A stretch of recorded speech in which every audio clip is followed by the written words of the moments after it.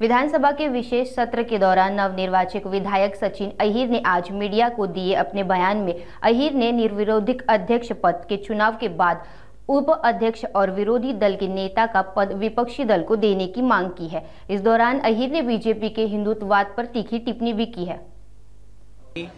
Form न भरणं आणि एकमताने किंवा बिनविरोध अध्यक्षांची निवड व्हावी ही एक प्रथा परत एकदा सुरू करण्याचं काम आम्ही केलेलं आहे।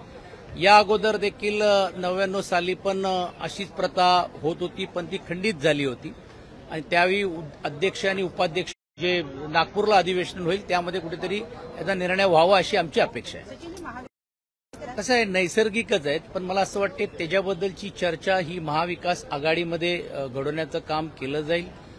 आज तशी तरी कुठची चर्चा आमच्या स्तरावरती नाहीये की कोणाला मिळावं कोणाला नाही मिळावं, परंतु एक गोष्ट निश्चितपणे की नैसर्गिक आहेत, कारण संख्या जास्त असल्यामुळे।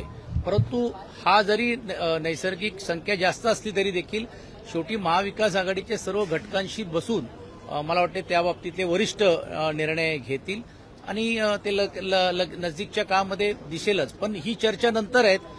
पहिली गोष्ट राज्य सरकार आणि विशेषतः अध्यक्ष ह्याच्यातला काय निर्णय घेणार आहेत ह्याच्यावरती आमच्या अगोदरच मी सांगितलं की आम्ही मागणी केली ही जी परंपरा जी खंडित झाली होती, आता बिनविरोध आम्ही अध्यक्षांची निवड केल्यानंतर परत राज्य सरकारला ही एक संधी आहे की त्यांनी ही परंपरा पुढे चालवण्याच्या दृष्टिकोनातूनच विरोधी पक्ष आणि उपाध्यक्षपद हे विरोधी पक्षाला द्यायला पाहिजे।